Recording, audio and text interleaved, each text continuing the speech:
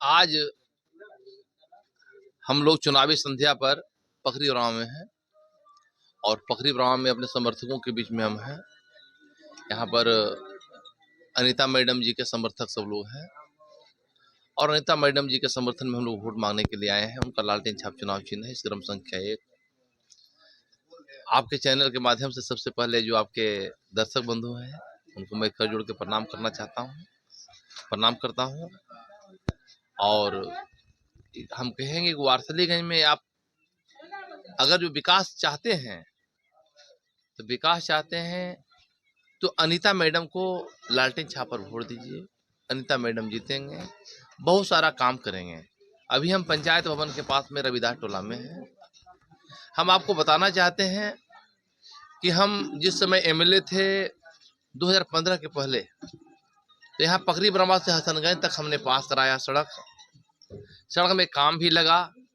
लेकिन उस समय राजवल्लभ प्रसाद यादव के साथी रहने वाले राजू जी काम लिए इसको, और उसी समय मेरा समर्थक कहा था यह काम रवि राजू लिया है, आपको फंसा देगा, काम नहीं करेगा, भाग जाएगा, आपको चुनाव हराने का उपाय कर रहा है ये लोग। और वही हुआ। हसनगंज जैसा तागड़ा गांव में रोड का टेंडर ले लिया वो लोग और उसके बाद काम छोड़ करके भाग गए। हम राजवल्लभ जी को कहे कि राजवल्लभ बाबू बोलिए उसको करने के लिए, तो बोला हमको कोई मतलब नहीं है, जबकि उन्हीं का पक्का यार था। तो चलिए कोई बात नहीं है। आज 10 साल बीत गया, आज इस रोड में जाइए हसनगंज तक कि आपकी गाड़ी नहीं पहुंचेगी वहाँ। अभी पानी हल्का सा पड़ गया है, मोटरसाइकिल भी आपका नहीं पहुंचेगा हसनगंज। हसनगंज के लोग ऑप्शन के रूप में केशव चक के रास्ते, विजयपुर के रास्ते जाते हैं और बुधौली रोड के तरफ से आते हैं लोग। और उधारी नदी में हमने पुल भी दिया। हमने सोचा था कि उधर रूपाऊ के लोग आते हैं, कौआ कोल के लोग आते हैं पकरी वर्मा, इधर बुधौली के लोग आते हैं, कबला के लोग आते हैं, तो उनको आने में आसानी होगा। बस सीधे आवेंगे कचरा के तरफ, कचरा से पहले हसनगंज घुस जाएंगे और सीधे कोई गांव नहीं मिलता है, सीधे डायरेक्ट पकरी वर्मा पहुँच जाएंगे। इसी ख्याल से हमने वहाँ कौधारी नदी में पुल का भी निर्माण कराया। लेकिन आज स्थिति ऐसा भयावह है कि अगर जो पैदल हम लोग यहाँ पर आ रहे हैं इस टोला में, तो आज तो मान लीजिए कि आ गए आराम से जूता भी पहन करके, लेकिन कल अगर जो आते, जो वर्षा हो गया था, तो कल जूता लेकर पहनकर तो आने संभव नहीं था। ऐसा स्थिति भयावह है। तो वारसलीगंज विधानसभा की जनता, अब खास करके पकरी वर्मा की जनता से मैं कहना चाहूँगा कि आप लोग सब मिल करके अनीता मैडम को मदद कीजिए, अनीता मैडम को जिताइए। अनीता मैडम जीतेंगे तो क्षेत्र का विकास होगा और पूरा अमन चैन हर जगह स्थापित होगा। भाई साहब, आप तो कम उम्र के हैं, मैं आपको बताना चाहता हूँ कि 2005 ईस्वी में जब मैं एमएलए बना था, उस समय पकरी वर्मा के लोगों को पता नहीं थी कि पकरी वर्मा होकर के स्टेट हाईवे जाएगा। हम उस समय के नंदकिशोर बाबू थे, पथ निर्माण मंत्री नंदकिशोर यादव जी, उनसे बैठ करके हमने पूरा सहमति ले करके स्टेट हाईवे का प्रस्ताव करवाया। यह स्टेट हाईवे हम लोगों को गया तरफ से देवघर तक के रास्ते, जमुई तक के जाना चाहिए। सहमति बना कि नहीं, उधर जो है कि राष्ट्रीय उच्च पथ है, तो इधर स्टेट हाईवे हम लोग हिसुआ से ले सकते हैं। तो हिसुआ से जमुई तक के स्टेट हाईवे बना। कितना फराटेदार हम लोग जाते हैं, आते हैं। बागीपड़िया से बरबीघा तक के स्टेट हाईवे बनवाने का काम किया। वारसलीगंज में रेलवे ओवरब्रिज पास करवाया, उसको बनवाने का काम किया। तो क्षेत्र में जो काम होना था, यहाँ जो खराड़ के रास्ते आप जाते हैं, वारसलीगंज से खराड़ जो जाते हैं, सकरी नदी में पुल नहीं था भैया। हमारी गाड़ी, बोलेरो गाड़ी, उधर से हम लोग लाते थे, तो 10 गो भैया को हकाते थे कि भैया अब हमारे गाड़िया ठेल दा, ये रिसन गाड़िया ठेल दा। तो नदी में ठेल के बालू में पार करके हम लोग आते थे। और 14 करोड़ के लागत से, उस समय के 14 करोड़ के लागत से पुल बन गया। कितना अमन से, चैन से लोग, कौआ कोल के लोग भी पटना से आते हैं, तब खाटे मोड़ से होते हैं, पड़ता वारसलीगंज होते कौआ कोल पहुँच जाते हैं। देवघर के कामरिया लोग भी उसी रोड से आना पसंद करते हैं। क्षेत्र में हर जगह विकास किया। कोई गांव में सड़क उस समय, बैकवर्ड गांव में तो सड़क था ही नहीं। उस समय के रघुवंश बाबू राष्ट्रीय जनता दल के मिनिस्टर थे, ग्रामीण विकास मंत्री केंद्र में। अब प्रधानमंत्री ग्राम सड़क योजना उसी समय आया था, और आदरणीय लालू प्रसाद यादव जी रेल मंत्री हुआ करते थे उस समय, और लालू यादव जी से मेरा एक अलग संबंध था, अच्छा संबंध था। उनको हमने जाकर कहा कि अभी रघुवंश बाबू हो कि ग्रामीण विकास मंत्री, तो हमारे इलाका में अगर रोड बनवा दो हो न कुछ, तो कल की कितना रोड हो, हम बोले थोड़े बहुत है। अच्छा रुको, रघुवंश बाबू बोला, लगा फोन हो रघुवंश बाबू के।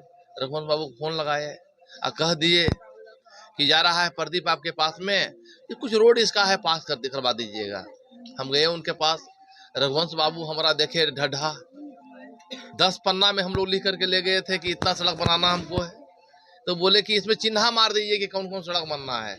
हम कह दिए लालू जी से पैरवी काल कराए फिर आपके यहाँ, चिन्हे अगर जो हम मारेंगे कि कौन कौन, तो सर जो आपको इच्छा होगा से कीजिए। वो हंसे, अब कहे कि तुम कम हो, बहुत कम उम्र का लड़का नौजवान विधायक तुम बन गया है, चलो तुम्हारा सब भेज दो एस्टीमेट के लिए। दिल्ली से एस्टीमेट बनने के लिए बिहार आ गया, और नवादा पहुंच गया हुआ फाइल, और सब फाइल का एस्टीमेट बन गया, और जितना सड़क हमारा इलाका का था टोटल सड़क उसी समय पास हो गया। देखने वाला देखते रहा। हमारे विपक्षी के पास कोई मुद्दा ही नहीं है। हम लोग जो विकास किए हैं उस विकास को देखने की जरूरत है। 10 साल में तो क्या काम किया? कोई काम नहीं किया, बस जनता को बरगलाने का काम किया। अभी लोग जाते हैं, हमारे विपक्षी लोग आदरणीय प्रधानमंत्री का नाम लेते हैं कि मोदी जी ने ऐसा ऐसा काम किया है, नीतीश जी का नाम लेते हैं कि नीतीश जी ने ऐसा ऐसा काम किया। अरे भाई आप बताइए कि हमने क्या क्या काम किया। आप विधायक यहाँ का 10 साल नहीं 15 साल विधायक रहे। आप 2000 से 2005 तक के आप विधायक रहे वारतलीगंज का, 2015 से 2025 तक के विधायक हैं वारतलीगंज का। आपने कहाँ कहाँ क्या काम किया? कोई काम नहीं किया। आप काम किया तो कुछ गांव ले जाने के लिए डबल पुल बनाया, कुछ गांव जाने के लिए डबल रोड बनाया, दूसरे रास्ते से 2 रोड बनाया, 3 रोड बनाया। क्या काम किया? प्रदीप महतो, चाहे वह चौहान का बस्ती बेलाबाद हो, चाहे दुलारपुर हो, चाहे बरियारपुर हो, चाहे पिंडपड़वा हो, बरैया बिघा हो, हर जगह नाम लेंगे तो आपका तो उसी में समय पार हो जाएगा। हर जगह कमजोर से कमजोर तबके के जहां लोग निवास करते थे वहां तक सड़क पहुंचाने का काम किया। सरकार की राजीव गांधी विद्युतीकरण योजना आया, पूरे जिला में जितना काम नहीं हुआ उससे ज्यादा काम वार्तली विधानसभा क्षेत्र में हम खड़ा होकर के राजीव गांधी विद्युतीकरण योजना से हर गांव में बिजली ले जाने का काम करवाया। आज हमारे विपक्ष के लोग के पास कोई मुद्दा नहीं है। जो यहाँ के वर्तमान विधायक हैं उनके साथ जो रहने वाले हैं उनके पास कोई मुद्दा नहीं है।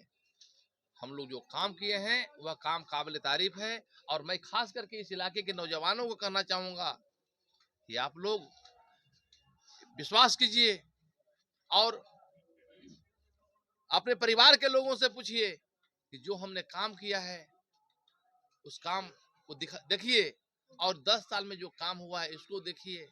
और इस बार अनीता मैडम आए हैं, आदरणीय अशोक महतो जी की धर्मपत्नी, उनको लालटेन छाप उनका चुनाव चिन्ह सीरियल नंबर 1 है। सब मिलकर के उनको वोट दीजिए और जिताइए, और अपना हाथ जगन्नाथ, अपना ताकत अपने हाथ में लाइए, और वारसलीगंज विधानसभा क्षेत्र का सब विकास का सपना देखिए, और आपका भी विकास होगा, हर घर का विकास होगा।